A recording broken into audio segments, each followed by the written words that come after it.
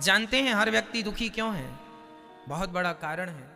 हर व्यक्ति इसलिए दुखी है क्योंकि आज तमाम इच्छाएं व्यक्ति की उसे परेशान कर रही हैं। आपके सुखी होने का मैं एक मंत्र आपको दे सकता हूं। जिसे सुखी होना हो वो अपनी इच्छाओं को समाप्त कर दे। चाह गई चिंता मिटी मनवा वे परवाह, जिसको कछु ना चाहिए सो ही साहन साह। जब कुछ नहीं चाहिए तो आपको सब कुछ मिल जाता है, और कुछ चाहिए तो आपको कुछ नहीं मिलता। इसलिए चाह ही मिटा दो। चाह जी से लगी जी जरा हो गया, चाह हरि से लगी जी हरा हो गया। चाह इनकी हमें हरदम चाहिए, और अगर ये चाहे हमें तो फिर क्या चाहिए। ये चाह वहां तक चली जाए कि ये हमें चाहने लग जाए। हम क्या चाहते हैं? हम संसार के तुच्छ प्राणी हैं। हम पत्नी पति परिवार बेटा बेटी मकान पद प्रतिष्ठा, हम घर दुकान मकान के पीछे पड़ रहे हैं। अरे भगवान को चाहो। ये संसार का चाहना कोई चाहना है? किसान गेहूं बोता है तो गेहूं तो काटता ही है, पर गेहूं के संग एक चीज उसे फ्री में मिलती है। क्या क्या? भूसा, भूस। जैसे किसान भूसा के लिए गेहूं नहीं बोता, बोता है गेहूं के लिए, पर गेहूं तो मिलती ही मिलती है, संग उसे फ्री में क्या मिलता है? भूसा। उसी प्रकार ये मनुष्य का शरीर तुमने भगवान को पाने के लिए जन्म लिया है, भगवान को पाने के लिए मनुष्य का शरीर धारण किया है। अरे भगवान को पाने के लक्ष्य से चलते रहो तो संसार का सुख वैभव प्रतिष्ठा पति पत्नी बेटा बेटी भूसे की तरह है, ये तो मिलेंगे ही। अरे गेहूं मिलेगी तो भूसा जाएगा कहां? भगवान मिलेंगे तो ये संसार का सुख जाएगा? ये तो मिलेगा ही मिलेगा। लेकिन विडंबना ये है कि हम उस भगवान को छोड़कर भूसे के पीछे भाग रहे हैं। हमें तो भूसा दे दो, भूसा दे दो। ये पत्नी पति बेटा बेटी पैसा पद प्रतिष्ठा जिसके पीछे आप भाग रहे हो, मैं ये नहीं कहता कि पैसे ना कमाओ, कर्म करना बुरा नहीं है, पैसे कमाना बुरा नहीं है, पर उस पैसे में आसक्ति रखना बुरा है। समझ रहे हैं? दो बातें हैं यहां पर। नहीं समझोगे सही तरीके से तो मेरी बात का गलत अर्थ हो जाएगा। पैसा कमाना बुरा नहीं है, मैं ये नहीं कहता कि आप हाथ पे हाथ रखे बैठ जाओ, ऐसे में तो अकर्मण्यता आ जाएगी। पैसा खूब कमाइए, काम खूब कीजिए, पसीना खूब बहाइए, पर जो धन के पीछे आप पागल हैं वो पागलपन धन के पीछे ना होकर वो पागलपन भगवान के पीछे हो तो जीवन सवर जाएगा। वो पागलपन ना हो धन से। हम ये नहीं कहते कि पैसा ना कमाओ, खूब पैसा कमाओ, भगवान करें आपके पास करोड़ों हो अरबों हो खरबों हो, लेकिन उसमें रत्ती भर भी मोहब्बत ना हो। प्रेम तो भगवान से ही हो।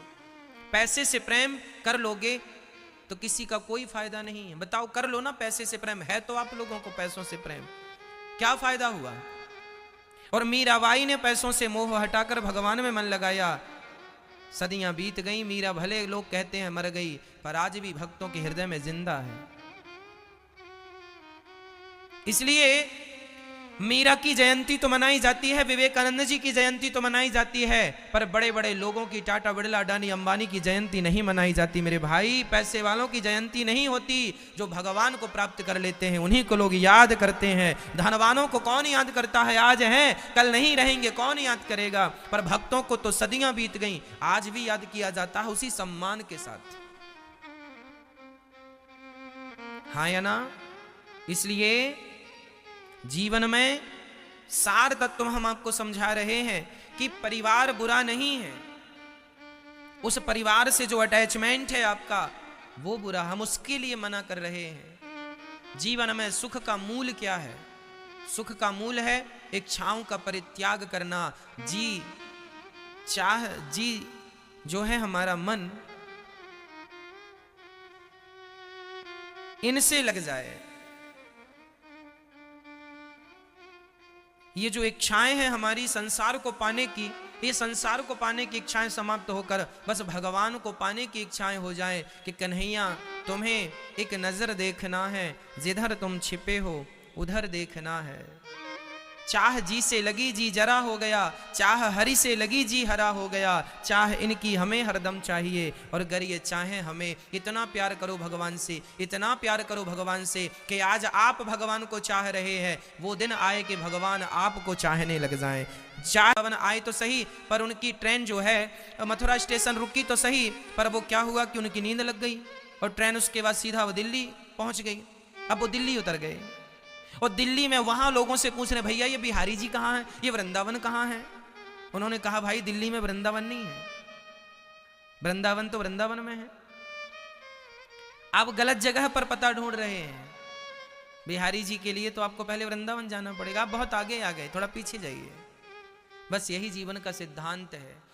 हम लोग जिस परमात्मा को पाने के लिए आए थे वो तो पीछे रह गया, हम लोग बहुत आगे निकल आए। पति पत्नी परिवार की खोज करते आगे निकल आए, और अब पति पत्नी परिवार में उलझ कर पूछ रहे, भैया भगवान कहाँ है? अरे भगवान को पाना है तो जरा पीछे जाओ। पीछे जाने का अर्थ है इनसे मन हटाओ और भगवान के चरणों में मन लगाओ, और फिर वहां प्रेम करो। अभी तुम प्रेम कर रहे हो पत्नी से, पति से, बेटी से, बेटा से, धन से, दौलत से। वही प्यार जो पत्नी और पति और परिवार से है, वही प्यार भगवान से होगा तो काम बनेगा। प्यार अलग से नहीं होता, प्रेम अलग से नहीं लाना कहीं से।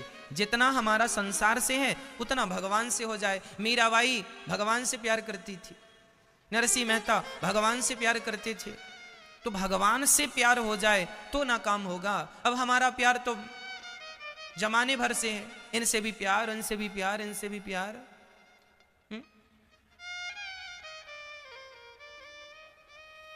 हमारी मैयाएं, अरे भैया ये सुपड़ा हमारा है, ये गैया हमारी है, ये पलंग हमारा है, ये गिलास हमारी है, ये चम्मच हमारी चम्मच तुम्हारे पास कहां से आ गई? हाँ, चोरी करते हो चम्मच की। ये चम्मच हमारी है, ये गिलास हमारी है, ये कटोरी हमारी है। सारी जिंदगी आपकी तो यही करते निकल गई ना। ये चम्मच हमारी है, ये गिलास हमारी है, ये लोटा हमारा है, ये बर्तन हमारे हैं। कब कहा आपने कि भगवान हमारे हैं? गोविंद मेरो है, गोपाल मेरो है। भगवान मेरे हैं, मेरे तो गिरधर गोपाल। वो तो कहा नहीं ये चम्मच मेरा है, ये गिलास मेरी है, ये कटोरी मेरी है, ये गैया मेरी है, ये बछड़ा मेरा है, ये बेटी मेरी है, ये बेटा मेरा है, ये पत्नी मेरी है, ये दुकान मेरी है, ये बोतल मेरी है, ये बर्तन मेरा है, ये फला क्या क्या कहते हो, ये घर मेरा है, ये छत मेरी है, ये बेडरूम मेरा है, ये किचन मेरी है, ये सब मेरा, सब मेरा।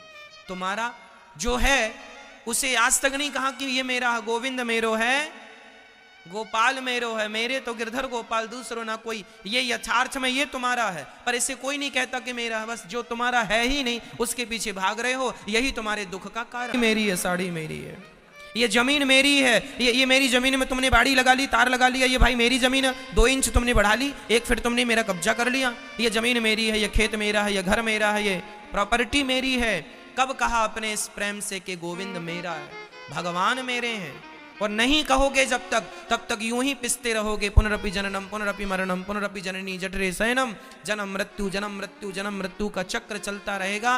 तुम पिसते रहोगे, कभी स्त्री बनोगे, कभी पुरुष बनोगे, कभी हाथी बनोगे, कभी घोड़ा बनोगे, कभी चींटी बनोगे, कभी मकड़ी बनोगे, कभी कुछ बनोगे। पिसते रहो। यदि इस चक्र से बचना है, मोक्ष के द्वार तक पहुंचना है, तो छोड़ दो कि संसार मेरा है। कहने लग जाओ कि बस भगवान मेरे हैं, भगवान मेरे हैं, कृष्ण मेरे हैं, श्रीमन नारायण मेरे हैं, श्रीमन नारायण मेरे हैं, बस वही मेरे हैं। ये यथार्थ है। अब इसके बल पर काम करो।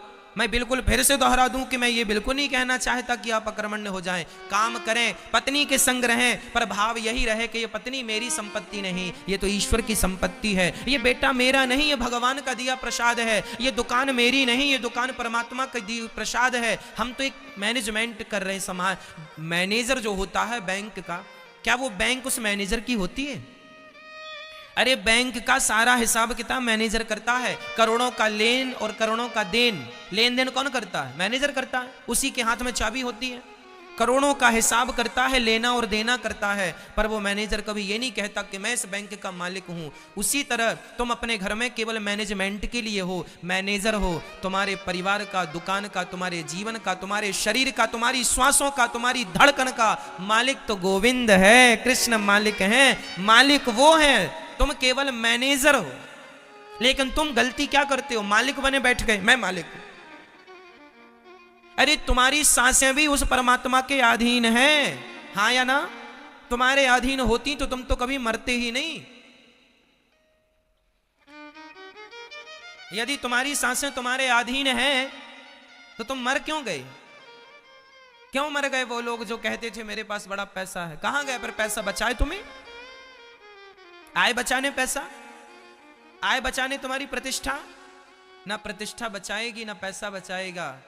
तुम्हारी श्वासों पर जो है ना परमात्मा का अधिकार है। इसलिए हम अपने घर के मैनेजर हैं, मैनेजमेंट संभालो, घर की देख रेख करो, जिम्मेदारियां उठाओ और निभाओ, पर मालिक भगवान है। प्रभु आप ही हमारे पालनहार हैं, आप ही हमारा पोषण कर रहे हैं, आप ही इस जीवन के हमारे सारथी हैं। जैसे अर्जुन के सारथी भगवान बने, हमारे भी यथार्थ में सारथी वही है। पर लोग हम अहंकारी हैं ना, जरा जरा सी बात में अहंकार करके मैंने ये कर लिया, मैंने वो कर लिया, मैंने ये ना जी, मैंने नहीं, मेरे द्वारा परमात्मा कर रहे हैं। अरे भाई बादल जो है ना उसी दिशा में चलते हैं जिस दिशा में हवा चलती है, हाँ या ना? बोलो हाँ। तुम बादल हो और परमात्मा हवा है, जैसे वो तुम्हें चलाएंगे तुम्हें वैसा चलना पड़ेगा। तुम अपनी मर्जी के मालिक नहीं हो। हम बादल हैं और बादल हमेशा उसी दिशा में चलते हैं जिस दिशा में हवा चलती है, हाँ या ना? क्या हवा के विपरीत बादल चलते हैं? ना जी, हवा के साथ चलते हैं बादल। जैसे परमात्मा इसलिए बड़े बुजुर्ग कहावत कहते हैं ना, जैसी हवा चले चल पड़ो। पुरानी कहावत भी है ऐसी, क्यों? तो परमात्मा, यदि आज तुम्हें कोई दुख आया है तो समझ लो कि परमात्मा की हवा ऐसी चल रही है, इसलिए दुख आया है, तो दुख को ही परमात्मा का प्रसाद मान लो। कभी कभी ककड़ी कड़वी होती है ना जी, ककड़ी कड़वी, तो रोज मीठी मीठी खाए तो आज कड़वी खा लो। ईश्वर की आज हवा ऐसी चल रही है कि आपके जीवन में दुख आया है, संकट आया है, तो उसकी प्रसन्नता में प्रसन्न रहो। जैसे रखे राम जी रहना चाहिए। और यदि आज आप लोग बड़े अमीर हो गए हैं और घर बढ़िया, भगवान ने खूब धन दिया है, आप अच्छा काम कर रहे हैं, खूब उन्नति हो रही है, आपका खूब नाम इज्जत बढ़ रही है, बढ़ रहा है, तो बस समझ लो कि परमात्मा ऐसी ही हवा चला रहे हैं। उसमें भी परमात्मा का धन्यवाद करो। हे ईश्वर आपका धन्यवाद, आपने मुझे धन इसलिए दिया है कि मैं ज्यादा से ज्यादा धर्म कर सकूं। जितना धन आवे उतना धर्म ज्यादा करो। क्यों? यही है पॉजिटिव थिंकिंग, पॉजिटिविटी, सकारात्मकता। लेकिन हम लोग नहीं समझते इन बातों को। हम लोग ये समझते हैं कि बस हम कर रहे हैं हमें मिल रहा है। ना जी, बहुत लोग काम कर रहे हैं, सबको कहां मिल रहा है? तुम पर भगवान की कृपा है इसलिए तुम्हें विशेष मिल रहा है। इसलिए अपने कर्म को ईश्वर की कृपा से जोड़ दो। हमारा कर्म जो है, हम जो भी प्राप्त कर रहे हैं वह भगवान की कृपा है, हमारी मेहनत नहीं है। हमारे ऊपर तो केवल भगवान की। आप लोग ना सारी जिंदगी सुख की तलाश करती हैं। शादी क्यों की थी? सुख के लिए। बच्चे क्यों पैदा किए? सुख के लिए। पैसा क्यों कमाया? सुख के लिए। बिजनेस क्यों किया? सुख के लिए। गाड़ी क्यों खरीदी? सुख के लिए। बंगला क्यों बनाया? सुख के लिए। फिर भी सब पाकर सब तो हो गया, पर सुख का अता पता नहीं है, सुख नहीं मिला। इंतजार बड़ा था, अब सुख मिलेगा, अब सुख मिलेगा, ये और हो जाए, ये उपलब्धि और, ये वाला प्लॉट और खरीद लूं, ये वाली जमीन और ले लूं, ये फैक्ट्री और डाल लूं, ये काम और कर लूं, फिर सुखी होऊंगा। पर सब होता गया, धन वैभव बढ़ता गया, पर सुख में कोई बढ़ोतरी, शांति नहीं है महाराज। मन को सुकून नहीं है, क्योंकि सुख जितना आएगा उतना भगवान से दूरियां होती चली जाएंगी। इसलिए हमारे यहां ज्यादा सुख की अभिलाषा नहीं है। राम इतना दीजिए जामे कुटुंब समाए, मैं भी भूखा ना रहूं साधु न भूखा, इतना देना विधाता, हम भी खाएं, द्वार पे आया अतिथि भी खाए, आपका भोग लग जाए प्रभु, और बस मैं हर समय आपका स्मरण करती रहूं या करता रहूं। भगवान को भूल जाना ही सबसे बड़ा दुख है, और भगवान का स्मरण बना रहे यही सबसे बड़ा सुख है। इसलिए खूब पैसा कमाओ, खूब प्रतिष्ठा, पद प्रतिष्ठा पाओ, पर उलझ मत जाओ उनमें, क्योंकि उनमें सुख नहीं है। आप लोग सुख ढूंढते हैं पत्नी में, पत्नी सुख देगी। आप सुख ढूंढते हैं बेटा में, मेरा बेटा सुख देगा। आज तक किसी के बेटे ने दिया कि तुम्हारा देगा?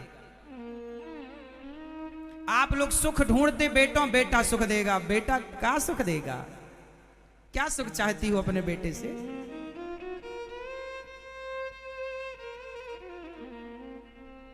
सारी जिंदगी आदमी गलत फहमी में जीता है। एक आदमी बोला, महाराज जी हमारा टाइम कब आएगा?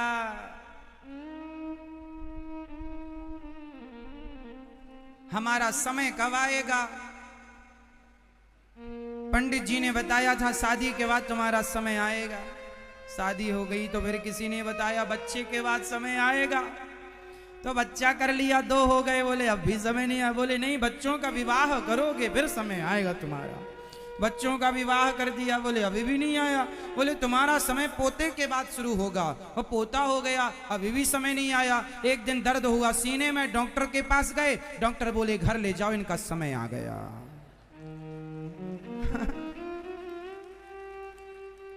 डॉक्टर बोला इनका ये समय आ गया, इसका इंतजार था।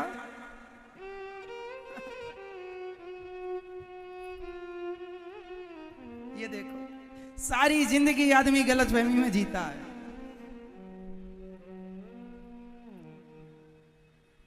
क्यों मेरी मां? बच्चों का लालन पालन करने में आपका, अब देखो फाइनली समय आ गया। अब बड़हू परेशान है, क्या करें महाराज, अब समय आया जब कुछ नहीं बचा।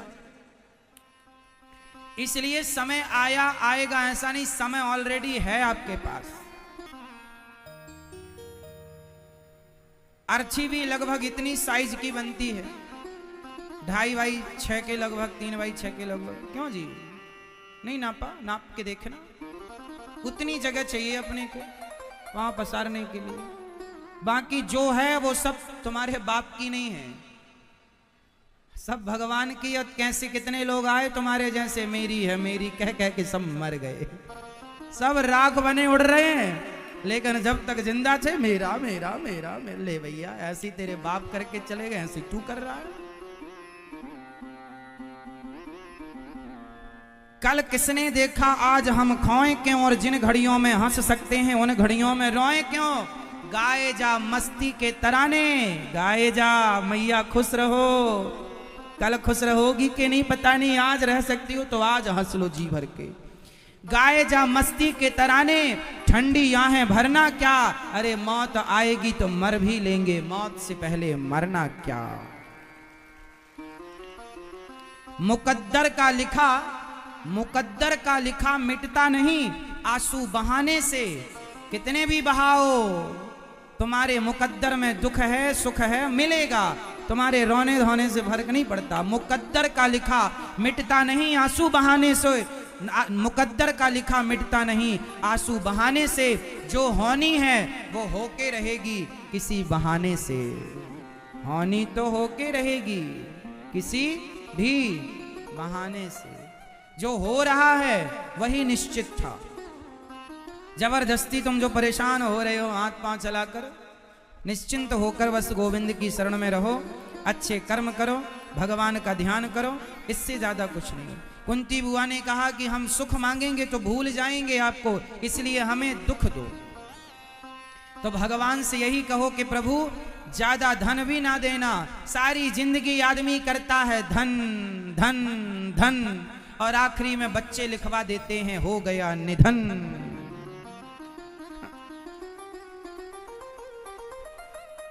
भैया हो गया निधन, आना रसगुल्ले खाने। जब तक प्राण थे तो क्या करता था? धन धन धन, अंत में निधन, छुट्टी। इतनी सी कहानी है, समझता नहीं है आदमी। भगवान का चिंतन कर लो, चक्कर में ना पड़ो। भगवान तुम्हारे हैं और कुछ नहीं है। सोना चांदी भी पहन रखा होगा वो भी उतार लिया जाएगा। देखो, सोना चांदी होना बुरा नहीं है, जमीन जायदाद तो होना बुरा नहीं है। भगवान करे आपके पास खूब हो, सोना हो चांदी हो, परिवार हो, बच्चे हो, खूब भगवान करे आपके घर में धन धान्य हो, बच्चों की किलकारियां हों, लेकिन होना बुरा नहीं है, उनमें आसक्त होना, उनमें ऐसे डूब जाना कि उनके बाहर फिर ना कुछ देखना, उनके सिवा कुछ ना देखना, उसी एटीट्यूड, उसी अभिमान में घूमना, ये गलत है। सब कुछ होकर भी जो भगवान को याद करते हैं वो सबसे अच्छे, सबसे सुखी हैं। सब हो भगवान करे आपके पास, पर फिर भी ईश्वर को ना भूलना। बस दशरथ जी सबसे बड़े उदाहरण है। दशरथ जी के पास क्या कमी थी बताओ? अयोध्या का राज्य स्वर्ग के राजा इंद्र से भी श्रेष्ठ वैभव था। श्री दशरथ जी का स्वर्ग के राजा इंद्र से भी श्रेष्ठ वैभव था। कई स्वर्ग समा जाएं अयोध्या की सुंदरता और वहां के वैभव के आगे। ऐसी ऐश्वर्य, ऐसा वैभव था अयोध्या जी का। लेकिन वो अयोध्या के राजा श्री दशरथ जी उस वैभव के पीछे ना भागकर वो राम राम के पीछे भागते हैं। धन्य है श्री दशरथ जी महाराज। और आप लोगों के पास जरा सा आ जाए, भागने लगते हो पैसे के पीछे, भगवान को भूल कर। खूब पैसा आए आपके पास, पर फिर भी भगवान से यही प्रार्थना करो कि हे नाथ, मैं आपको कभी भूलू नहीं, हे श्रीमन नारायण, मैं आपको कभी भूलू नहीं। इतनी सी बात है। कोई पैसे से बैर थोड़ी है, कोई पैसे से दुश्मनी थोड़ी है। पैसे से दुश्मनी नहीं है, बैर नहीं है। खूब कमाओ, उसमें आसक्त ना हो जाओ। ये तीनों यदि मिली हैं तो इनके मिलने का अभिमान ना कर, इनका सदा सदुपयोग करना चाहिए भगवत चिंतन, क्योंकि ये तुम्हारे पास ज्यादा टाइम रुकेंगी नहीं। किसी के पास रुकी हो तो नाम बताओ।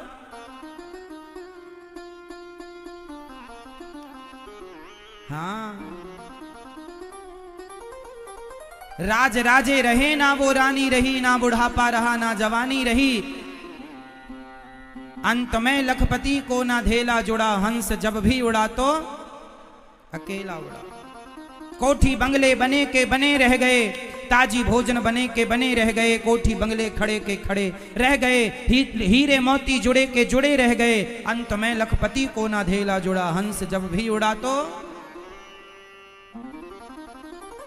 कल राजा कोई और था, कल होगा कोई और। किसी एक के शीश पर सदा रहे ना मोर। गद्दियां बदलती रही हैं साहब। कल कोई प्रधानमंत्री था, आज कोई प्रधानमंत्री है, कल कोई प्रधानमंत्री होगा। कल कोई राष्ट्रपति था, आज कोई कहे जी मैं हूं ना। घमंड ना कर पगले, ये सत्ता, ये संपत्ति, ये सुंदरता ज्यादा दिन न टिकेगी। आया है सो जाएगा। राजा रंग फकीर, एक सिंहासन चढ़ चला, एक बंधा जंजीर। तू रहने के लिए आया ही नहीं, तू जाने के लिए आया है। पर तू सोचता मैं जाऊं ना। तेरी संपत्ति आई है तो जाने के लिए, तेरा पद आया है तो जाने के लिए, लेकिन तुम ऐसे आसक्त होकर बैठ जाते हो। नहीं महाराज, जाना नहीं चाहिए, पकड़ लो ऐसे। तुम्हारे बाप दादे ना पकड़ पाए, तुम क्या पकड़ोगे? इतिहास गवाह, आज तक किसी ने पकड़ा हो तो बताओ। समय कल सिंहासन में बिठाता है तो समय घास की रोटी भी खिलाता है। समय समय की बात है प्यारे। कल समय किसी का था तो आज समय किसी का है। जिस सिंहासन पर कभी धृतराष्ट्र बैठते थे तो उसी सिंहासन पर कभी धर्मराज युधिष्ठिर बैठ रहे हैं। ये समय समय की बात है, समय समय पर होता है। समय समय की बात, राम जन्म का दिन बड़ा, कृष्ण जन्म की रात। पुरुष बलि नहीं होता है, समय होत बलवान। भीलन गोपी लूट लई वही अर्जुन। अर्जुन महाभारत को जीतने वाले भीलों से हार गए, वही अर्जुन वही बाण। समय जिताता है, समय हराता है। समय गोरा करता है, समय काला कर देता है। समय खड़ा करता है, समय गिरा देता है। समय बटुए में पैसा भरता है और समय बटुए को खाली कर देता है। समय बलवान है साहब, ना तुम बलवान हो ना हम बलवान है। इसलिए समय आए सदुपयोग करना। हाँ जी, क्योंकि समय ना रहा है ना रहेगा, ना रहा है ना रहेगा। जमाना किसी का नहीं चाहिए दिल, बस समझो मेरी माँ। इसलिए पति जाए तो जाएगा, आया ही था जाने के लिए। पत्नी आई है तो काहे के लिए? बोलो हाँ। एक दिन सबकी स्थिति ऐसी होगी कि किसी का पति नहीं होगा तो किसी की पत्नी नहीं होगी। जो आया है वो सिर्फ जाने के लिए। इसलिए ज्यादा दिल ना लगाओ, ज्यादा मोहब्बत दुनिया के लोगों से ना करो। जितनी मोहब्बत करोगे उतना रोना पड़ेगा, क्योंकि भूल गए आप कि ये मेहमान हैं। 7 दिन के लिए आप आए हैं, 7 दिन बाद आप चले जाएंगे। यही जिंदगी का आलम है, यही जिंदगी का हाल है। मैं भी आया 10, 20, 25, 50 साल, राम जाने कब तक रखे हैं तो मैं रह रहा हूं। बुलाएंगे तो मैं तो तैयार हूं जाने के लिए, अपनी पूरी तैयारी किए बैठा हूं। आपकी तैयारी कैसी है बताओ? है ज्यादा मोह माया तो नहीं पाल रखी? गए फलाने तो रोए, फलानी गई तो रोए। नहीं, कब तक रोओगे? किस किस के मरने पर रोओगे? हमें भी तो मरना है। हमें दूसरों का मरना दिखता ही नहीं, हमें तो अपना मरना दिखता है कि हम भी मरेंगे। इसलिए किस किस के मरने पर रोए बताओ? हाँ मेरी माँ, ये सब यात्री हैं, आए और गए। यहां के लोगों से, संसार में आए हो तो संसार के लोगों से ज्यादा मोहब्बत ना करना, करोगे रोना पड़ेगा। जितनी ज्यादा मोहब्बत उतने बड़े बड़े आंसू।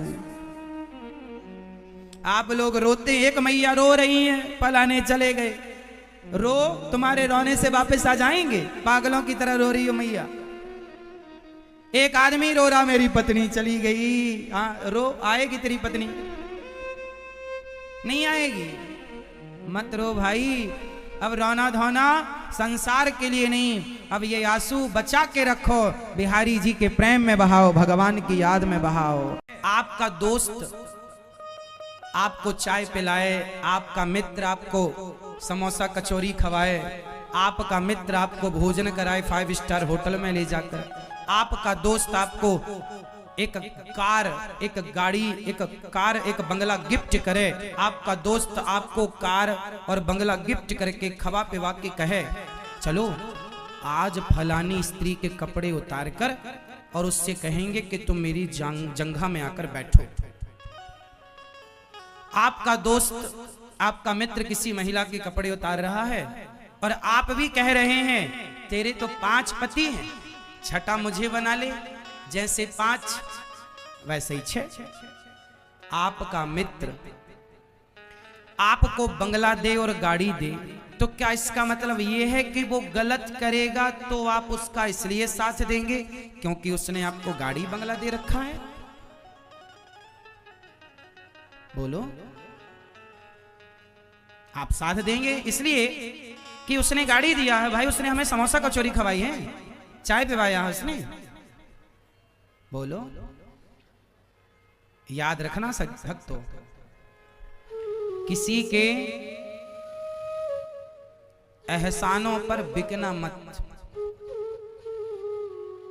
गरीबी अच्छी है पर किसी का एहसान लेकर धनवान बन जाओगे तो परिणाम कर्ण जैसा होगा कि पता था कर्ण को कि आदमी गलत है, फिर भी साथ इसलिए देना पड़ा क्योंकि इसका नमक खाया है। तो नमक क्यों खाओ ऐसे दुष्ट का?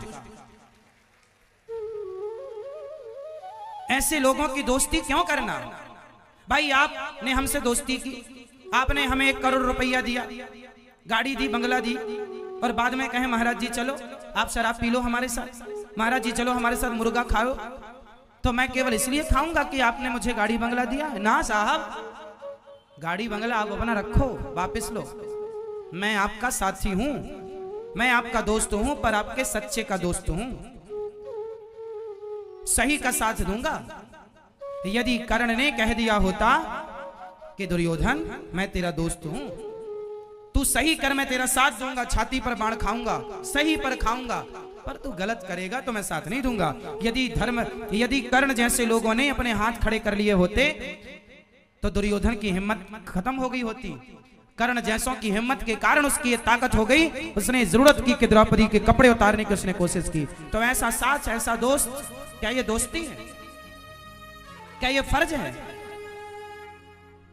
आप लोग भी कहते हैं मैं तो अपने दोस्ती का फर्ज निभाता हूं। जो आपको शराब पिला रहे हो, जो आपको मांस खवा रहे हो वो आपके दोस्त हैं या आपका धर्म नष्ट करने वाले आपके दुश्मन हैं? आप कहते हैं कि हमारे दोस्तों के साथ हम शराब कभी कभी पी लेते हैं, तो जो आदमी तुम्हें, अच्छा ये बताओ, कोई आदमी मुझे शराब पिलाए तो वो मेरा दोस्त है या दुश्मन है?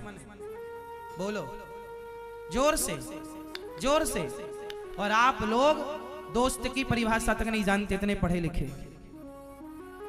आप लोग जो आपको शराब पिलाता हो आप उसे कहते हैं दोस्ती यारी में पी लेते हैं। ये दो कौड़ी के आदमी तुम्हारे दोस्त कब से हो गए जो तुम्हारा धर्म बिगाड़ रहे हैं शराब पिलाकर?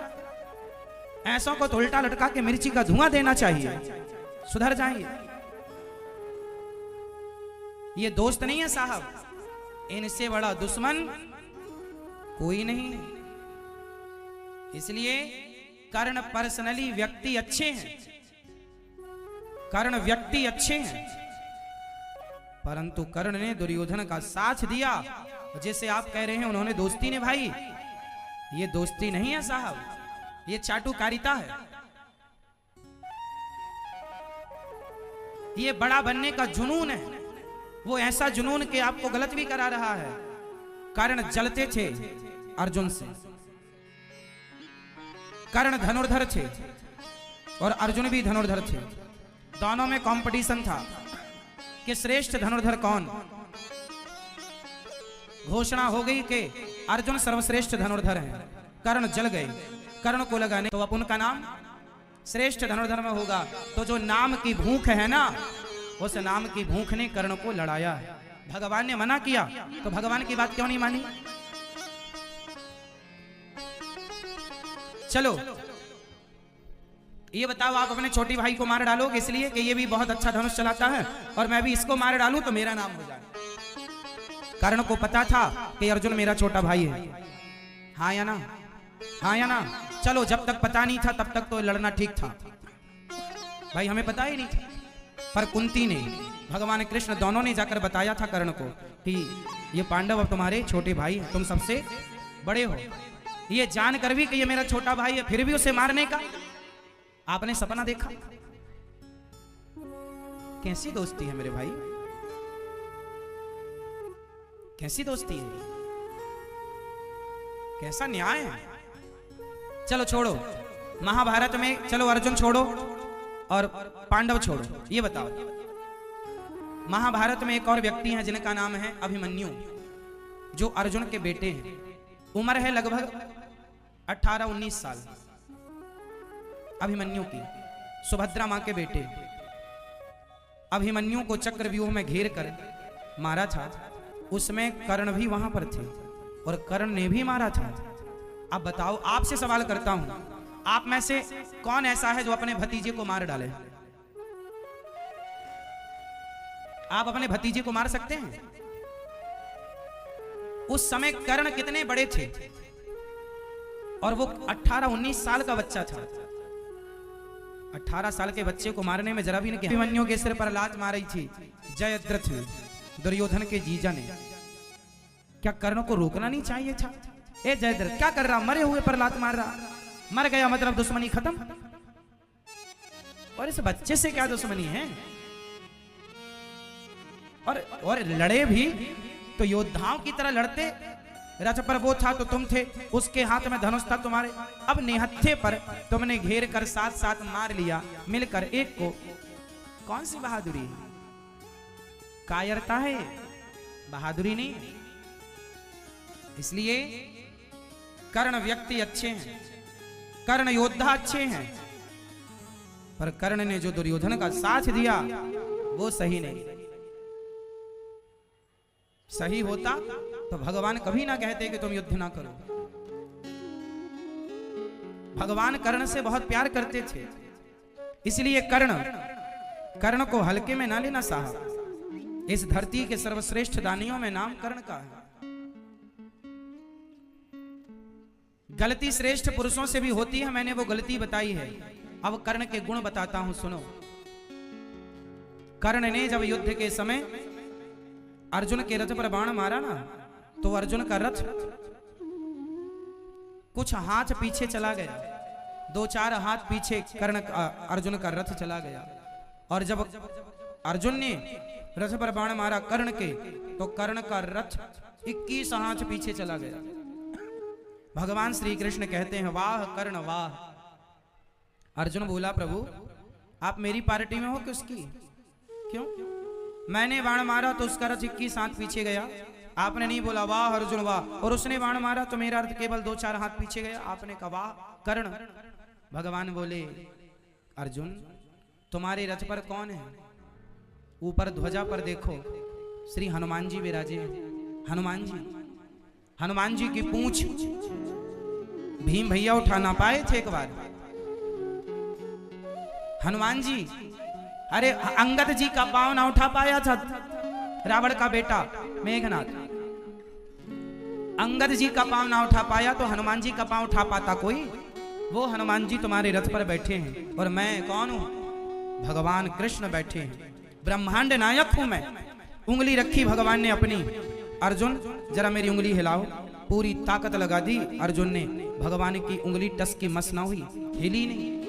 अर्जुन तुम्हारे रथ पर मैं हूं, हनुमान जी हैं। मेरी उंगली इस ब्रह्मा की ताकत नहीं है कि मेरे उंगली को हिला दे, ब्रह्मा का बल नहीं है कि मेरी उंगली हिला दे। लेकिन मैं जिस रथ पर बैठा हूं उसे 4 हाथ पीछे यदि कर्ण ने किया है तो सोचो कितना बलशाली होगा, उसके बल की सीमा कितनी। अर्जुन कुछ भी नहीं थे कर्ण के आगे। फर्क इतना था कि अर्जुन धर्म के साथ थे और कर्ण अधर्म के साथ थे। फर्क इतना था। लो जब भगवान भी सराहना करते, जब कर्ण का रथ का पहिया नीचे धसा और पहिया उठाने जब वो रथ से उतरे तो कर्ण को बाण अर्जुन ने मारा। उनकी मृत्यु के समय एक पंडित जी आए, कर्ण को बाण लगा छाती पर, वो मर रहे हैं। एक पंडित जी आए, अरे कर्ण जी हमारी बेटी का विवाह है, कुछ पैसा मिल जाए, तुम बड़े दानी हो। रोज सवेरे सवेरे दान करते थे और सारे दीन दुखी गरीबी लोग इनके पास आते थे। बेटी का विवाह है, कल बारात आएगी, कुछ हेल्प मदद करो। कर्ण को बाण लगा था छाती पर। और ये जो पंडित जी बनकर आए थे ना, ये पंडित जी कोई और नहीं थे, भगवान ही परीक्षा लेने चले गए। देखें आखिरी समय और परीक्षा ले लें। भगवान भी ना अपने भक्तों को पूरा निचोड़ देते।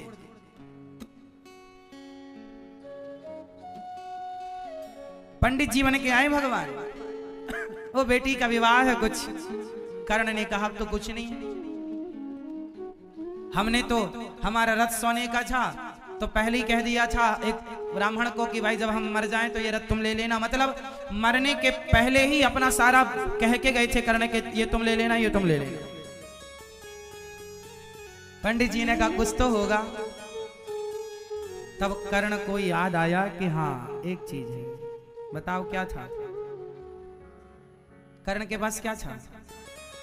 कर्ण के दांत सोने के थे। कर्ण ने अपने दांतों पर सोना जड़ा रखा था, मढ़वा रखा था। पहले के लोग ना सोना लगवाते थे, तो कर्ण ने अपने दांतों पर सोना लगवा रखा था। पत्थर उठाया, सोचिए छाती पर बाण लगा हो और आदमी अपने दांत तोड़ के दे रहा हो, ये भावना कोई सामान्य इंसान की हो सकती है? आपको दर्द हो और कोई आपसे मांगे तो आप डांटे। हमारे देश के नौजवान, मेरी उम्र के बच्चे, मेरी उम्र के लड़के, मेरी एज के लोग, जितने बजे हमारे देश में 70% हमारी उम्र के लोग, जितने बजे आप जागते हैं उतने बजे तक तो हमारे दिन भर का आधा काम हम पूरा कर लेते हैं। ये दास अनिरुद्ध, आज का युवा जितने बजे जागता है उतने बजे तक हमारा दिन भर का आधा काम हम पूरा कर लेते हैं।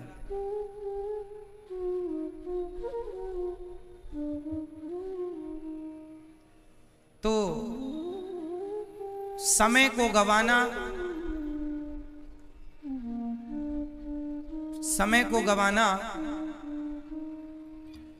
सबसे बड़ी अज्ञानता है। अज्ञानी कौन है? जो नहीं पढ़ रहा है, नहीं पढ़ा लिखा, वो अज्ञानी नहीं है। आप अंगूठा छापे हैं, इसका मतलब ये नहीं है कि आप अज्ञानी हैं। अंगूठा छाप आदमी को आप अज्ञानी मत समझिए, क्योंकि कबीरदास जी भी अंगूठा छाप थे। मीराबाई कौन से स्कूल में पढ़ने गई थी, पर आज भी उनके पदों पर पीएचडी हो रही है। कबीर जी के दोहे आज भी गाए सुने जा रहे हैं। तो आप नहीं पढ़े स्कूल में, इसका मतलब ये नहीं कि कोई नहीं पढ़ा तो वो अज्ञानी है। अज्ञानी वो नहीं है जो स्कूल में पढ़ा नहीं, बल्कि अज्ञानी वो है जो पढ़ लिख कर भी अपने समय को बर्बाद कर रहा है, उसे आप अज्ञानी कहो। जो अपने समय को बिगाड़ रहा हो, जो अपने समय को व्यर्थ में गवा रहा हो, सो करके गवा रहा हो, प्रपंच करके गवा रहा हो, झगड़ा निंदा चुगली करके गवा रहा हो, उसे आप अज्ञानी कह दीजिए कि आदमी अज्ञानी है जो अपने अनमोल समय को गवा रहा है। बताइए, पैसा कीमती है या समय? जोर से, क्या कीमती है? किसकी कीमत है? बोलो। हाँ, समय। सबसे कीमती कौन है? समय। पैसा चला गया तो वापस आ सकता है, आएगा। पैसा चला गया तो वापस आ सकता है, पर वक्त चला गया, समय चला गया, समय चला गया नहीं आएगा। इसलिए कीमती कौन? समय। इसलिए पैसा बर्बाद करने वाला या समय बर्बाद करने वाला, इन दोनों में बेवकूफ कौन है?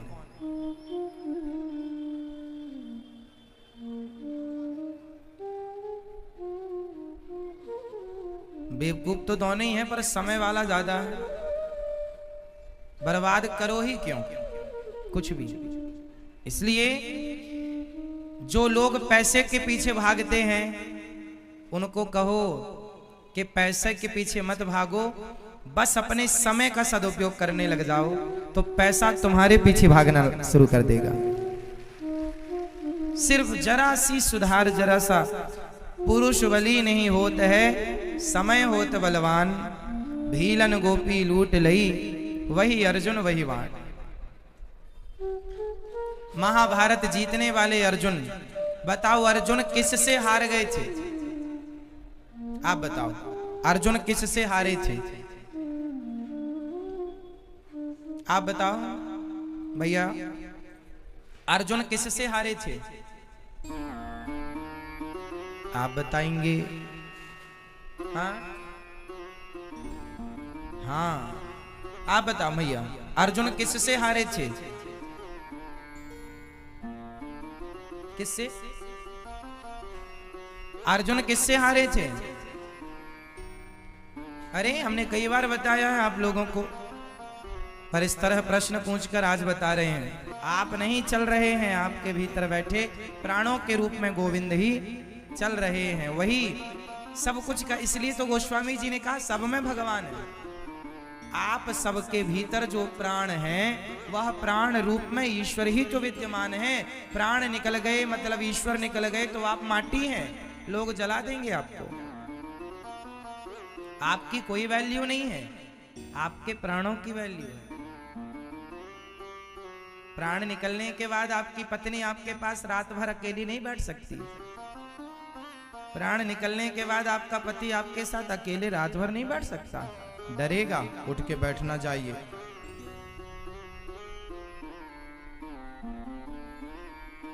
हाँ या ना?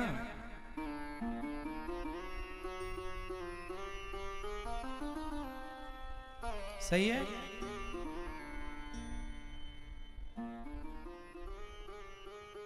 बस यही है ना मेरी माँ, हम इस गहराई तक कभी सोचते नहीं हैं, कभी पहुंचते नहीं, कभी मानते नहीं हैं, कभी जानने की कोशिश करते नहीं हैं। हम कुछ भी नहीं, हम जो भी हैं वह प्राणों के बदौलत है, और प्राण ही हमारे श्री कृष्ण हैं। इसलिए सुखदेव भगवान राजा परीक्षित से कहते हैं कि राजन, समय का सदुपयोग करो। अर्जुन हार गए क्योंकि कृष्ण की कृपा थी तो जीत रहे थे, अब चले गए भगवान। अभिमान आ गया था मैंने जीता, तो भगवान ने कहा चलो इस बार जीत के बताओ। हार गए भीलों से, ये सच्चाई है। तो सबसे बलवान कौन होता है, इसलिए किसका दुरुपयोग नहीं करना। पुरुष बली नहीं होते है, समय होते बलवान। भीलन गोपी लूट लई, वही अर्जुन वही बाण, वही अर्जुन वही बाण। हार गए। समय जिताता है, समय हराता है। हाँ, समय तुम्हें प्रधानमंत्री बना देता है, और समय सरपंच भी नहीं बनने देता। अच्छा ये बताओ, जितने लोगों के बाल सफेद हो गए हैं वो लोग बताएंगे आपके बालों को सफेद किसने किया है। उत्तर, मैया बाल सफेद हो गए कि मेहंदी है। मेहंदी है तो बताओ फिर बाल सफेद किसने किया आपके। आपको बूढ़ा किसने कर दिया। आंखों में कम दिखने लगा, किसके कारण। लोग कहते हैं समय हो गया। नहीं, समय को कोई पकड़ नहीं सकता। सदा ना रहा है, सदा ना रहेगा जमाना किसी का। समय तुम्हारा गुलाम नहीं है, हाँ या ना। समय रेत की तरह है, रेत को मुट्ठी में दबाओ, धीरे धीरे वो फिसलती फिसलती गिर जाएगी। यही है समय, रेत के कण की तरह ये समय तुम्हारे हाथों से फिसल गया। आज आपके समय ने आपको बूढ़ा बना दिया। बताओ आज तक जन्म से लेकर कितने बूढ़े हो गए, क्या पाया आप लोगों ने, क्या पाया। आप कहेंगे हमने बेटा बेटी धन दौलत पाए, तो बच्चे तो सुअर के भी होते हैं और आपसे ज्यादा होते हैं। आपने कहा हमने पैसे कमाए, तो पैसा तो वैश्या भी कमा लेती। फिर सवाल आज भी खड़ा है, बताओ आपने अपने जन्म से लेकर इस उम्र तक आपने क्या पाया। आपने वही पाया जो सब पा रहे हैं, अलग क्या पाया। सब घर पा रहे हैं, सब गाड़ी पा रहे हैं, सब बच्चे, सबको बेटा बेटी चाहिए, सबको नाम इज्जत चाहिए। तुमने भी उसी दौड़ में अपने आप को सम्मिलित किया है, क्या पाया। ये तो सभी पा रहे हैं, और इसके लिए ना दौड़ोगे तो भी मिलेगा। लादेन को भी बच्चे मिले, लादेन को भी पैसा मिला, तो क्या बेटा पाना धन पाना मानव तन की सार्थकता है। इसलिए कभी ये प्रश्न अपने आप से पूछना कि आप क्या पाने के लिए आए हैं और क्या पा रहे हैं। बताओ, अच्छा आप बताओ, आपको भगवान ने मनुष्य बनाया है क्या पाने के लिए।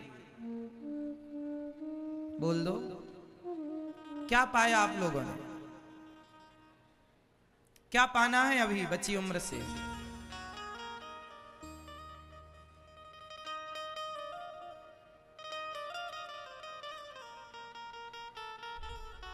एक लड़की का विवाह हुआ, ससुराल गई। ससुराल में उसने सबका प्यार पाया, जेठानी का, देवरानी का, ससुर का, सास का।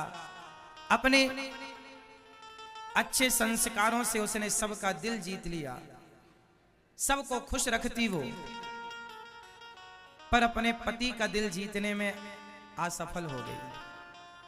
तो सबका दिल जीत कर भी उसने पति का दिल ना जीत पाई, तो सबका दिल जीतना सफल हुआ कि व्यर्थ। बोलो जोर से। और एक लड़की ससुराल गई, उसने अपने व्यवहार से, अपने प्रेम से उसने पति का दिल जीत लिया, बाकी लोगों का दिल नहीं जीता उसने, तो वो सफल हुआ, हाँ या ना। हाँ, सबका दिल जीत लिया पर पति का दिल ना जीत पाई, तो सबका दिल जीतना किस मतलब का। बोलो, किसका दिल जीतना जरूरी है? जेठानी का, देवरानी का, सास का, ससुर का या पति का? पति का दिल जीत लिया तो सबका दिल जीत लिया। सबका दिल जीता और पति का दिल ना जीत पाई, पति की ना हो पाई, तो सबकी होकर भी वो पति की ना हो पाई। बस यही तो है, आप सबके हो गए, बेटों के हो गए, बेटी के हो गए, परिवार के हो गए, भाई भतीजे के हो गए। बताओ क्या इतनी उम्र से भगवान के हो सके? सबका दिल जीत लिया, अपने पड़ोसियों का भी दिल जीत लिया, भगवान का दिल कब जीतोगे साहब? ये मानव का शरीर जगत का दिल जीतने के लिए नहीं मिला, ये मानव का शरीर जगन्नाथ का दिल जीतने के लिए मिला है। इस शरीर से भगवान को पा लिया तो सब कुछ पा लिया, और उन्हें नहीं पाया और सब पाया तो सब पाकर भी कुछ नहीं पाया। इसलिए ये जो आप लोगों को मिला है ये सबको मिलता है। आप कहते हैं कि हम बंधे हैं, आप किससे बंधे हैं हमें यह भी पता है। कोई अपनी पत्नी से बंधा है, कोई अपने पति से, कोई अपने पुत्र से बंधा है, कोई अपने परिवार से, कोई अपने काम से, धंधे से, बिजनेस से, खेती से, बाड़ी से, बिजनेस, व्यापार। हर आदमी कहीं ना कहीं बंधा हुआ। स्त्रियां भी बंधी हैं और पुरुष भी बंधा है। लेकिन सच्चाई ये नहीं है कि आप बंधे हैं, सच्चाई यह है कि आप बंधे नहीं हैं, बट अपने आप को बंधा हुआ मान रहे। आप बंधे नहीं है मेरी मां। आप कहते हैं हम संसार से बंधे हैं, पत्नी से, पुत्र से, परिवार से।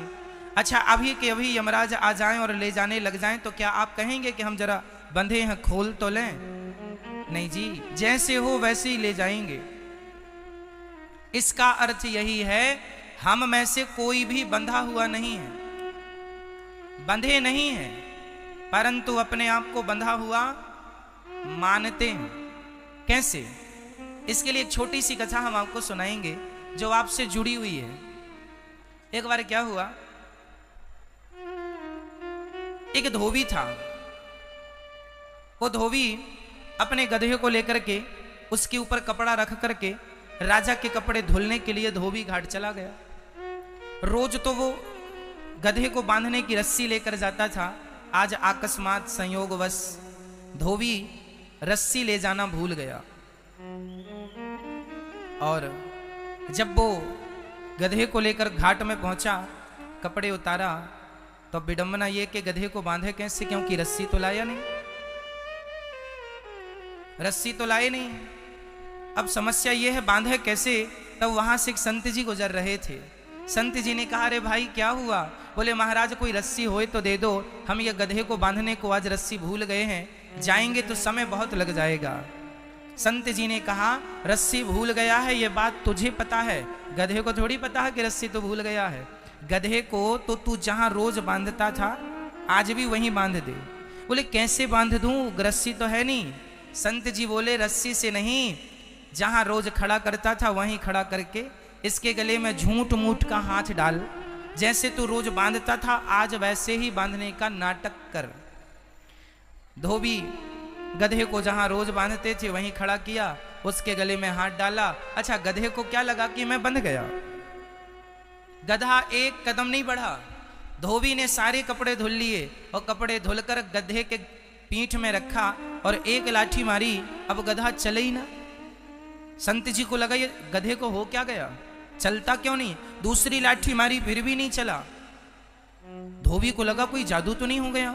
संत जी आए, क्या हुआ? बोले आपने क्या जादू कर दिया, गधा तो चलता ही नहीं। संत जी ने कहा, पागल उसे तूने खोला है कि नहीं? अरे बोले बांधा ही नहीं था मैंने, खोलूं कैसे? संत जी ने कहा, पागल बांधा नहीं था तो क्या हुआ? बांधने के लिए झूठ मूठ हाथ तो डाला था उसके गले में, ऐसे खोलने के लिए भी तो झूठ मूठ का जैसे सच्ची खोलता था, आज झूठ मूठ का खोल। उसके गले में हाथ डाला, गधे को लगा मैं खुल गया, गधा चल पड़ा। गधा चल पड़ा। अब समझना यह है कि गधा बंधा हुआ नहीं था।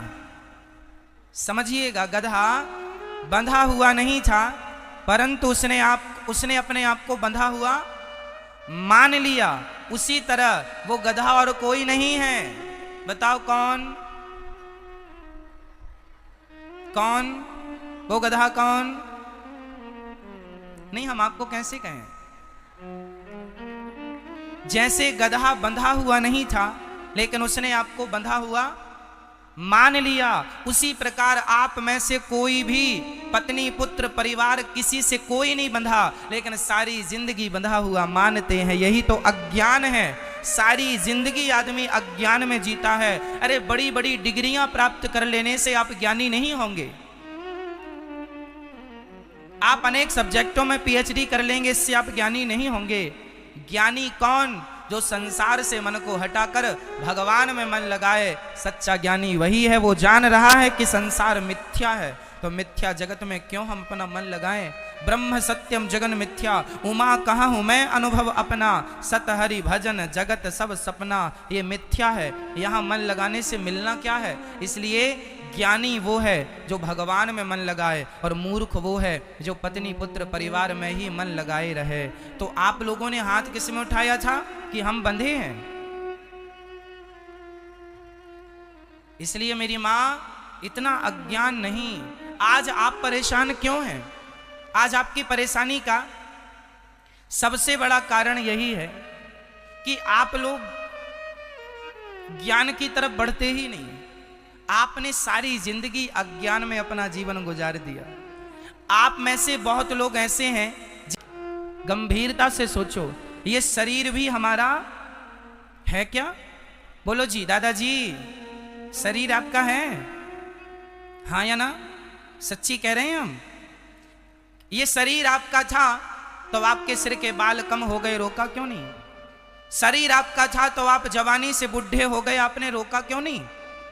शरीर आपका था तो बुढ़ापे से मृत्यु के शिखर पर खड़े हो, रोका क्यों नहीं? शरीर पर भी तुम्हारा अधिकार नहीं है। सच्चाई ये है, इस शरीर पर भी हमारा कोई अधिकार नहीं है। जब ये शरीर हमारा ना हो सका तो संसार का कोई भी पदार्थ हमारा कैसे हो जाएगा? पत्नी पुत्र परिवार हमारी कैसे हो जाएगी? यही अज्ञान है। मेरा ये नहीं है तो मेरा क्या है? मेरे तो गिरधर गोपाल, दूसरो ना कोई, गोविंद मेरो है, गोपाल मेरो है। संपत्ति सब रघुपति के आही, सब भगवान का है। ये सोच के जीवन यापन करना चाहिए और भगवान के हर निर्णय में प्रसन्न रहना चाहिए। जो भगवान दे रहे हैं उसमें खुश रहा करिए, क्योंकि आपके हाथ में कुछ नहीं है। कहने की बातें हैं कि हमने ये कर लिया, हमने वो कर लिया ना, हमारा कुछ नहीं था, कुछ नहीं है, कुछ नहीं रहेगा। इसलिए ये मेरे हैं ये ना सोचो। कमल का पुष्प कीचड़ में रहता है लेकिन कीचड़ की एक भी बूंद कमल के ऊपर नहीं होती, पानी की एक भी बूंद कमल पर टिकती नहीं है, जबकि कमल पानी में ही खिलता है। उसी तरह संसार में रहो पर वैसे ही रहो जैसे पानी में कमल रहता है। संसार में रहो पर संसार की कोई भी गतिविधि आप पर ना सवार हो जाए। संसार का कोई भी चिंता, कोई भी टेंशन, कोई भी बात आपके हृदय तक ना पहुंचे। आप ये जानो कि ये तो होना ही है। आप कमल की तरह रहो। जो जग में रहूं तो वैसा रहूं जैसे जल में कमल का फूल रहे। मेरे सब गुण दोष समर्पित हों भगवान तुम्हारे चरणों में। अच्छा ये बताओ, ये जो बेटा है, बेटी है, पति है और पत्नी है, ये आपके ही हैं? बोलो। आप कहते हैं ना ये बेटा मेरा, ये बेटी मेरी, ये घर मेरा, ये पति मेरा, ये पत्नी मेरी। सच्ची बताना, दिल में हाथ रख के, ये आपके हैं? हाँ, आपके हैं। आप लोग शोर ना करें। क्या ये आपका है? बोलो हाँ या ना में जवाब दो फटाफट। नहीं तो बताइए किसका है? अच्छा, बेटे को जन्म देने में आपका क्या खर्च हुआ? बोलो। बच्चे को जन्म देने में माँ बाप का कितना योगदान है? और ईश्वर का कितना योगदान है, यदि हम इसको तौल कर देखें तो माँ बाप से बड़ा योगदान, माना कि माँ बाप कारण हैं मेरे जन्म में, पर माँ बाप की एक सामान्य सी क्रिया होने के बाद मैं अपनी माँ के पेट में 9 महीने तक रहा। उन 9 महीनों में ना तो मेरी माँ मुझसे मिलने आई, ना तो मेरे पिता मुझसे मिलने आए। क्या आए आपके माता पिता? अपने पुत्र का, पुत्री का, पति का, पत्नी का। अब जिसकी अमानत थी, हम ईश्वर की प्रॉपर्टी हैं, जब चाहे वो हमें उठा ले, जब चाहे वो ले ले। क्यों? हाँ या ना? सब कुछ ईश्वर की संपत्ति है, लेकिन अज्ञानवश ये मेरा है। इसलिए मेरी माँ, एक बात मैं इस पूरी बात से एक बात कहना चाहूंगा कि आप लोग ये बिल्कुल ना कहा करो कि ये मेरा बेटा है। आप ये बिल्कुल ना कहा करो, और कहा नहीं, दिल से निकाल दो ये सब अज्ञान कि ये मेरा है। सदा सुखी रहोगे मेरी बात पर अमल कर लोगे तो। ये मेरा बेटा है ऐसा नहीं, प्रभु ये आपकी संपत्ति है। प्रभु तन भी तेरा, मन भी तेरा, धन भी तेरा, सब कुछ है तेरा, और तेरा तुझको अर्पण क्या लागे मेरा। सच्चाई यही है कि सब ईश्वर का है। हम लोग कब्जा करने वाले लोग हैं, किसी की संपत्ति पर कब्जा कर लिया। जैसे भू माफिया होते हैं ना, कोई भी जमीनों पर कब्जा कर लेते हैं, भू माफिया होते हैं। ऐसे हम और आप ईश्वर की नजर में माफिया हैं। कौन से माफिया? तुम्हारा बेटा था, ईश्वर की संपत्ति पर आप लोगों ने कब्जा कर लिया। ये मेरा बेटा महाराज, ये मेरी बेटी है महाराज, ये मेरा पति है। माना कि आपका है, आप रखो, कोई छीन नहीं रहा है, कोई छोड़ा नहीं रहा है, पर अंदर से यही भाव रहे कि ये मेरा नहीं, सब कुछ भगवान का, ईश्वर का। प्रभु आपकी संपत्ति आपके चरणों में। दुकान चलाओ, फैक्ट्री चलाओ, बिजनेस करो, पर ये सोच से करो कि ये मेरा नहीं, सब कुछ भगवान का है। एक सच्ची घटना सुनाता हूं। एक सेठ जी ने एक बड़ी सी फैक्ट्री डाली। सेठ जी को बड़ा नुकसान हुआ। उनने 8-10 करोड़ रुपए का लोन लिया बैंक से और बड़ी फैक्ट्री डाली, पर उनका इतना नुकसान हुआ कि वर्करों को देने का कोई पैसा नहीं बचा। कैसे वो तनख्वाह दें? बड़े परेशान हो गए, तो परेशान होकर अपने गुरु जी के पास गए। गुरु जी, मैं आत्महत्या करना चाहता हूं। गुरु जी ने कहा, राम राम राम राम, ऐसी बातें क्यों कर रहे हो? आत्महत्या क्यों? बोले, गुरु जी, मैंने अपने जीवन की सारी पूंजी लगाकर एक फैक्ट्री बनाई थी, उसमें इतना नुकसान हुआ कि अब जो कार्यकर्ता हैं उन्हें भी देने को कोई पैसा नहीं बचा। अब मैं बर्बाद हो गया, इतना बैंक से लोन ले रखा है, चुका ना पाऊंगा। अब तो आत्महत्या ही मेरे सामने एक ऑप्शन बचा है। गुरु जी ने कहा, तो आत्महत्या मत कर, मैं तुझे एक उपाय बताता हूँ। हाँ, ये मेरी है। अब किस सोच से काम कर रहा है कि ये सब कुछ, बोलो मेरी माँ, ये सब कुछ, जोर से बोलो, ये सब कुछ भगवान का है। तो क्या घटा इतना कहने से? इतना कहने से आपकी हर क्रिया भक्ति होगी। भगवान का चिंतन, कोई जंगल में जाना भक्ति नहीं है। कोई जंगल में जाके आप बैठ जाएं और सोचें भक्ति होना जी। घर में रहकर सारे काम करते हुए सोच भाव यही रहे, ये सब कुछ भगवान का है। अपने आप आपके जीवन में, आप में से कितने लोगों ने सत्यनारायण भगवान की कथा सुनी है? सबने सुनी है। तो सत्यनारायण भगवान की कथा में एक कथा आती है, कभी आपने गौर किया कि नहीं? हम आपको गौर कराते हैं। सत्यनारायण भगवान की कथा में एक कथा आती है। एक लकड़हारा जंगल से लकड़ी काट के आ रहा था। तभी एक पंडित जी के घर सत्यनारायण भगवान की पूजा हो रही थी। तभी उस लकड़हारे ने वहां बैठकर कहा, पंडित जी, ये आपके घर क्या हो रहा है? पंडित जी ने उसे प्रसाद दिया, पंजीरी दी और पानी दिया। लकड़हारे ने पानी पिया, पंजीरी ली और पूछा, पंडित जी ये क्या हुआ आपके घर? उन्होंने कहा, मेरे घर सत्यनारायण भगवान की पूजा हुई है। तो लकड़हारे ने कहा, क्या ये पूजा मैं भी अपने घर में कर सकता हूं? तो पंडित जी ने कहा, बिल्कुल आप भी कर सकते हैं। तो लकड़हारा ने आज लकड़ी का गट्ठा अपने सिर पे रखा और ये सोच कर चला कि आज लकड़ियां बेचने से जितना पैसा मिलेगा, आज मैं उससे सत्यनारायण भगवान की कथा सुनूंगा। तो सत्यनारायण भगवान की पुस्तक में लिखा हुआ है कि आज उसे लकड़ियों के दूने दाम प्राप्त हुए। आज उसे लकड़ियों के कितने दाम प्राप्त हुए? क्यों? इसका उत्तर कौन देगा? आज उसे लकड़ी के दूने दाम क्यों मिले? क्योंकि अभी तक वो लकड़ियां इसलिए बेचता था कि मैं इस पैसे का मालिक हूं और मैं अपना पेट भरूंगा, अपने परिवार का पालन मैं करूंगा। लेकिन आज उस भगवान को दो लोग जानते हैं, एक ज्ञानी और एक भक्त प्रेमी। ज्ञानी भी भगवान को जानता है, प्रेमी भी भगवान को जानता है। फर्क इतना है कि ज्ञानी का पतन हो सकता है, भक्त का पतन नहीं हो सकता। फर्क इतना है। कैसे? यदि मैं ज्ञान से ईश्वर को जान गया, ईश्वर के रूप को, स्वरूप को, स्वभाव को जान गया, और यदि मैं ज्ञानी हूं तो उस ज्ञान का अभिमान आ सकता है, मेरा पतन हो सकता है। लेकिन जो भक्त है उसका कभी पतन नहीं होता, कभी पतन नहीं होता।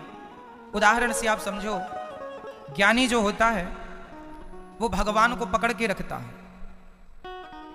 जैसे बच्चे ने मां को पकड़ा है, जैसे बच्चा अपनी मां को पकड़ता है, ऐसे ज्ञानी भगवान को पकड़ता है। अब मुझे ये बताओ कि बच्चे ने मां को पकड़ा है तो मां संतुष्ट है? मां तब तक संतुष्ट नहीं होती जब तक मां स्वयं बच्चे को ना पकड़े। क्योंकि मां, यदि बच्चे ने मां को पकड़ा है तो बच्चा तो मां का हाथ छोड़ के कभी भी किसी भी दुकान में चला जाएगा, यदि वो बाजार में है तो। बच्चे तो बच्चे होते हैं, उन्हें कोई खिलौनों की दुकान नजर आ गई, तुरंत मां का हाथ छोड़ के दौड़ जाएंगे। वो ये नहीं देखते कि सड़क में गाड़ी आ रही है कि नहीं आ रही है, वो तो दौड़ जाते हैं, सड़क पार कर जाते हैं। तो जो ज्ञानी होता है वो भगवान को पकड़ता है, पकड़ा भी उसने है और छोड़ भी सकता है, छोड़ भी देता है। तो ज्ञानी भगवान को पकड़ता है। यदि अभिमान आ गया ज्ञान का, छोड़ देगा। लेकिन जो भक्त होता है ना, वो कभी भगवान को पकड़ता ही नहीं। एक बेटा वो है जो अपनी मां को पकड़ता है, और एक बेटा वो है जिसे मां पकड़ती है।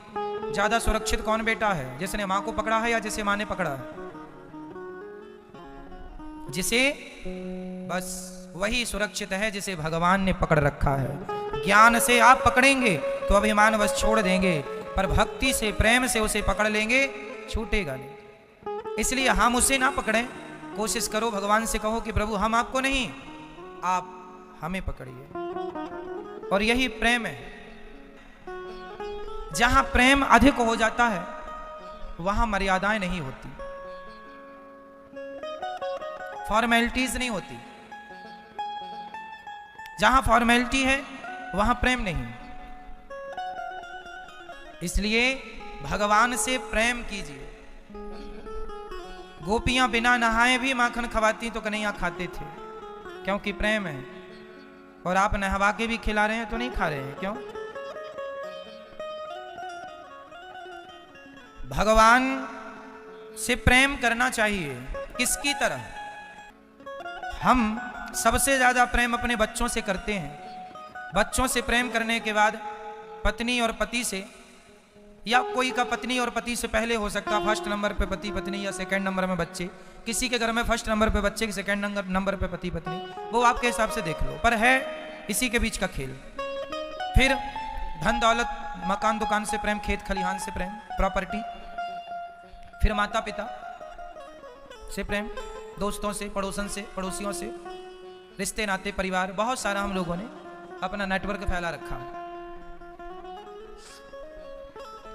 अच्छा, मैं ये पूछना चाहता हूं आपसे कि जितना प्रेम आप अपने बेटे से करती हो या करते हो, क्या उतना भी भगवान से है या उतना नहीं? चलो आधा, 50%, आधा है, 50%। मैया करती हो भगवान से प्रेम कितने %? जितना बेटे, आपके बेटा है 1 2 1 है, तो जितना बेटे से करती हो उतना भगवान से है कि उससे आधा है? आधा है। आधा भी हो जाएगा ना मेरी मां तो कल्याण हो जाएगा। पर विडंबना यह है कि आप आधा भी नहीं कर पाते। आप लोग मंदिर जाते हैं, क्या लेके जाते हैं? थाली में फूल, जल, तुलसी, मिठाई, है ना, केला इत्यादि फल, और भगवान को जाके चढ़ा देते हैं।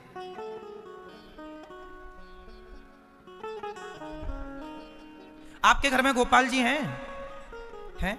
भोग लगाती हो कभी कभी? तो आप भी अपने बेटे को कभी कभी खिलाती रही होंगी। भगवान को भोग कभी कभी लगाते हैं और कह रहे हैं बेटे से आधा प्रेम भगवान से करते हैं। जहां प्रेम होगा वहां कभी कभी नहीं होगा। यदि कभी कभी है तो ये प्रेम नहीं। छोटे से बच्चे को मां कभी कभी दूध पिलाती है कि रोज? रोज उसको देखती है कि कभी कभी? आप अपने बेटे को कभी कभी देखती हो कि रोज? बेटे को ना देखो तो चैन नहीं पड़ता। बेटे को ना देखो तो तुझे ना देखूं तो चैन आता नहीं। बस जैसे बेटे को ना देखने से मां बेचैन हो जाती है, ऐसे भगवान को ना देखने पे जी बेचैन हो जाए। यही प्रेम की पहचान है। बेचैनी बढ़ने लगी है मिलन की, ये प्रेम है। जिससे प्रेम होगा उससे मिलने के लिए जी तड़पेगा, तरसेगा, चाहत बढ़ेगी, ये प्रेम है। आप तो खुद 2 नाव में सवार हो। आप कितनी नाव में सवार हो? 2। कैसे? आपके घर में गोपाल जी हैं, सबके घर में आपने हाथ उठा के स्पष्ट कर दिया गोपाल जी हैं, लेकिन आप गोपाल जी को, अपने घर के गोपाल जी को, आपको लगता है ये तो मूर्ति है, ये तो पीतल है, ये तो धातु है। यदि आपके अंदर धातु का भाव, पीतल का भाव है तो फिर तो आपने बिठाया क्यों है?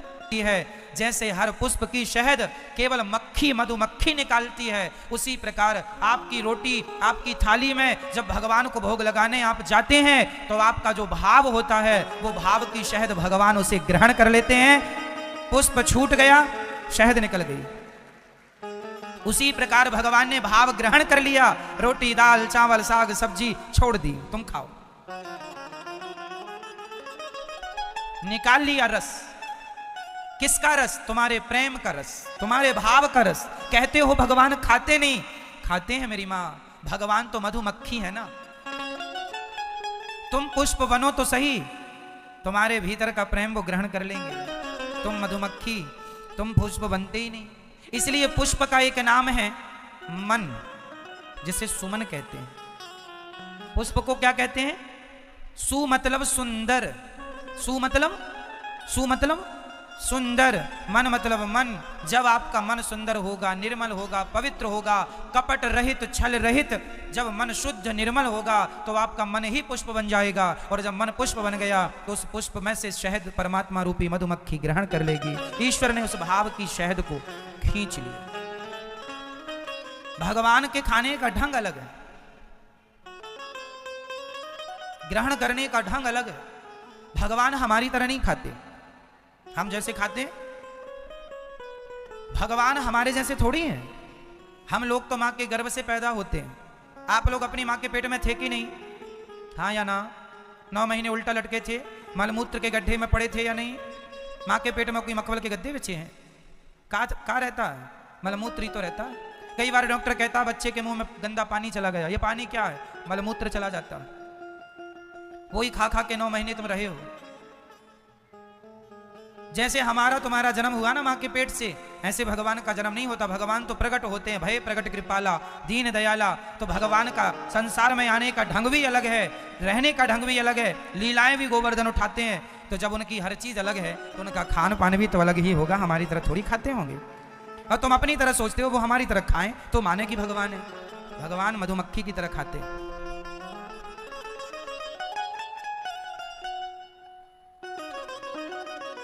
पता ही नहीं चलता कि मधुमक्खी बैठ के पुष्प से ले क्या रही है। आप कितना भी कैमरा लगा लो, पता ही नहीं चलेगा ये सोख क्या रही है। पुष्प के किस अंग में शहद है, कहां है, कैसी है, वो केवल मधुमक्खी अपने ढंग से ठीक करती है। बस मेरी मां, इसलिए अपने घर के गोपाल जी में आप लोग ना कई बार ये कहते हैं कि वहां के भगवान ज्यादा फेमस हैं, वहां चलो, वहां नहीं। भगवान कहीं के हों, कण कण के हों, आपके जो गोपाल जी हैं उनमें और जगन्नाथ जी में कोई अंतर नहीं है। उनमें और बिहारी जी में कोई अंतर नहीं। आप लोग तो छोटे भगवान को भी छोटा बड़ा बना देते हैं। ये हमारे छोटे भगवान जी हैं घर वाले, वो बिहारी जी बड़े। अरे भगवान छोटे बड़े नहीं। कई लोग कहते हैं महाराज जी हमारे गोपाल जी छोटे हैं, जरा बड़े से ले आए। तो क्या बड़े से ले आने में क्या हो जाएगा? क्या छोटे जो कर सकते हैं वो बड़े नहीं करेंगे, या बड़े जो कर सकते हैं वो छोटे नहीं? अरे भगवान कोई छोटा बड़ा नहीं होता मेरी माँ। हमने साधु संतों के मुंह से सुना है, संतों के पास कितने बड़े भगवान होते हैं? नहीं पता? कितने बड़े? कई संत ऐसे हैं उनके पास शालिग्राम जी कितने बड़े हैं? कितने? सरसों का दाना कितना बड़ा होता है?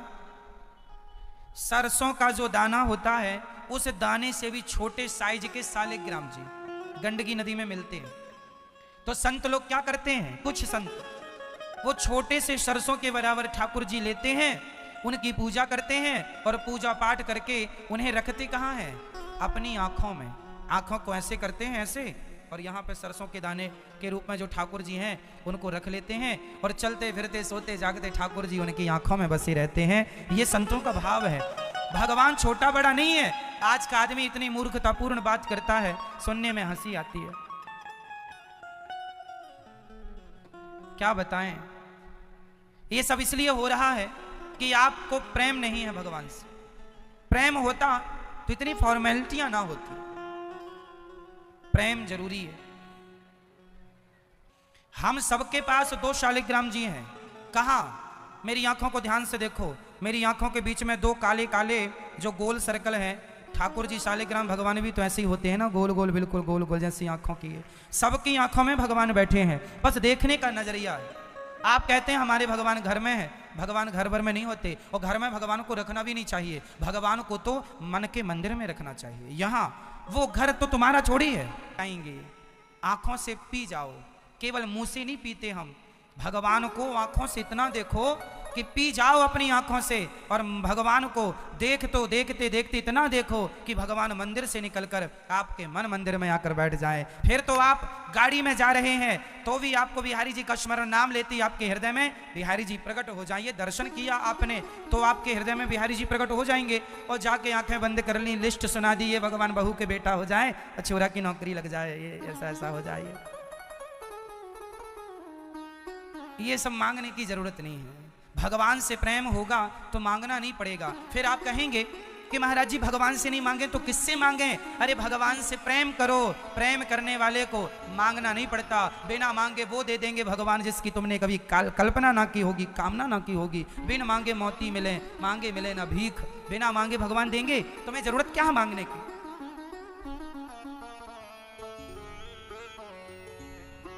बस भगवान के आश्रित होना सीखो। व्यवहार में कहो कि ये मेरी मेहनत की, मैं बेईमानी की रोटियां नहीं खाता। व्यवहार में कहो कि मैं मेहनत की खाता हूं, पर भगवान से सदा ये कहते रहो कि नाच मेरी मेहनत। बताओ इस संसार में कितने लोग हैं जो बहुत मेहनत करते हैं। ये दोपहरी में ना, गर्मियों में दोपहरियों में काम कर रहे हैं, जहां हम लोग कूलर एसी की हवा में आनंद से बैठे हैं, उसी समय मजदूर लोग धूप में काम करते हैं। पूरी दोपहर उनके धूप शरीर में पड़ती है। इतनी मेहनत करने के बाद भी वो अपने बच्चों को अच्छा भोजन नहीं दे पाते। तो आप ये ना सोचें कि मेरी मेहनत की रोटियां मैं खा रहा हूं ना। प्रभु, मेहनत तो बहुत लोग कर रहे हैं, पर कुछ लोगों का तो पेट भी नहीं भर रहा है। सुबह खाते हैं तो शाम का जुगाड़ नहीं है, क्या खाएंगे, कैसे खाएंगे? ऐसे भी लोग हमारे देश में। तो आप रोज ये कहा करो कि हे प्रभु, ये जो रोटियां हैं, ये जो भोजन है, ये मेरी मेहनत का नहीं गोविंद, आपकी कृपा का है। जब भी रोटियां खाया करो तो एक बार कन्हैया को स्मरण जरूर किया करो। कन्हैया, ये रोटी में जो घी चुपड़ के आज मैं खा रहा हूं, ये मेरी मेहनत का नहीं है गोविंद, आपकी कृपा की रोटियां खा रही हूं या खा रहा हूं। भोजन करते समय भी भगवान की कृपा को महसूस करो, भगवान की कृपा को महसूस करो। हमारे जीवन में जो हो रहा है वो हमारी मेहनत से नहीं। बहुत लोग स्ट्रगल कर रहे हैं, बहुत लोग दौड़ रहे हैं, सफलता वही पा रहे हैं जिन पर भगवान की कृपा है। आप प्रेम भगवान से, मोहन प्रेम बिना नहीं मिलते, चाहे कर लो कोटि उपाय। बताओ शबरी कौन सी ज्ञानी थी? काय का ज्ञान था शबरी? झूठे बेर खवा रही है कि नहीं? ज्ञान होता तो झूठे बेर क्यों खिलाती? आप लोग कोई झूठी रोटी थोड़ी खिलाते हैं भगवान को। आपसे आप ज्यादा ज्ञानी हैं सबरी की अपेक्षा। शबरी से ज्ञानी आप हैं, लेकिन आपसे ज्यादा प्रेमी सबरी निकली। शबरी के प्रेम ने जैसे मैग्नेट, जैसे चुंबक लोहे को अपनी ओर खींच लेती है, उसी प्रकार भक्त का प्रेम मैग्नेट है जो परमात्मा रूपी लोहे को अपनी ओर खींच लेता है। आप मैग्नेट बने तो सही, प्रेमी बने तो सही। शबरी को कहीं नहीं जाना पड़ा, स्वयं राम चल के आए। प्रेमी को कहीं नहीं जाना, केवल प्रेम प्रेम। अब प्रेम कैसे करना है वो आप लोग खूब जानते हैं। इसलिए भगवान क्या चाहते हैं मेरी माँ? कई लोग बिहारी जी का दर्शन करने जाते हैं, माला ऐसे खरीदते हैं 100, 250 रुपए की, और माला ले जाके बिहारी जी के मंदिर में जोर से ऐसे किए और जोर से फेंक दी। अब आप हमारे घर आए, अब दुल्हन जयमाला के समय और दुल्हा जयमाला के समय दुल्हन के मुंह में माला दे मारे, ऐसे शादी करने आई है, ले ये मुंह में मारे माला, हो गई जयमाला। और पत्नी भी मारे, एक तेरे मुंह में मारूं मैं भी। पत्नी को तो बड़े लाड़ से पहनाते हो, थोड़ा झुको स्वामी। पति को पत्नी को बड़े प्यार से माला पहनाएंगे और भगवान के बारे में ऐसे फिर ऐसे करके फेंक देंगे। वाह, अच्छा प्यार है तुम्हारा। भगवान के लिए ना आप उतना भी प्रेम नहीं करते जितना दुनिया के लोगों से प्रेम। आप फॉर्मेलिटी करते हैं। 200 रुपए की माला खरीद ली, हार खरीद लिया, फेंक दिया।